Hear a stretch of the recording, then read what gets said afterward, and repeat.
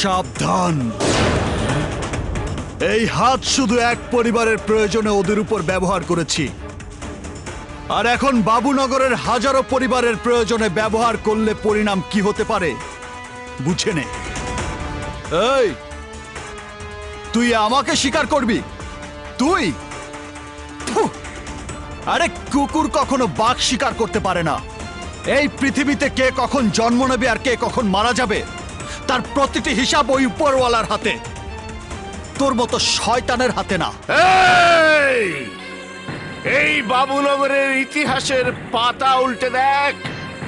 এই এলাকার মা বাপ আমি, এই আসলাম সওদাগর। মা বাপ ঠিকই, তবে অবৈধ সন্তানের। শোন, ইতিহাস সৃষ্টিকারী কখনো জানান দিয়ে কিছু করে না, বুকের সাহস থেকে তার জন্ম নেয়। আমার মতো আসবে, দাঁড়াবে, শুরু করবে, তারপর ইতিহাস রচনা করে ফিরে যাবে। মনে রাখিস, আমার এই হাত আজ শুধু রক্ষা করার জন্য উঠেছে। যদি ধ্বংস করার জন্য ওঠে তাহলে তুই সহ তোর ছেলেরা, এমনকি তোর পুরো বংশকে আমি নির্বংশ করে দেব। এতদিন তোদের ভয়ে বাবুনগরে কোনো ছেলে সন্তান জন্ম নেয়নি, আর এখন থেকে তোদের বংশে কোনো ছেলে সন্তান জন্ম দিতে চাইলে আমার ভয়ে তোদের বুক থরথর করে কেঁপে উঠবে। আমার মা বাবার কসম খেয়ে বলছি, আজ থেকে আমার পরিবার সহ এই বাবুনগরের আমিই রক্ষক।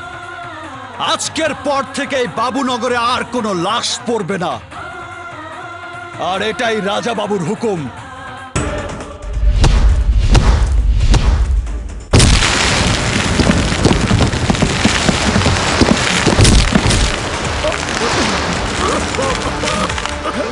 তাই বলছি, বি কেয়ারফুল।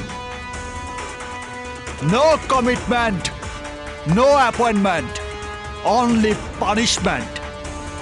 আমার মধ্যে ঘুমিয়ে থাকা হিংস্র বাঘকে কখনো জাগানোর চেষ্টা করিস না, কারণ খোদা ছাড়া কোনো শক্তির কাছে হই না কাবু। তাই আমি রাজা বাবু।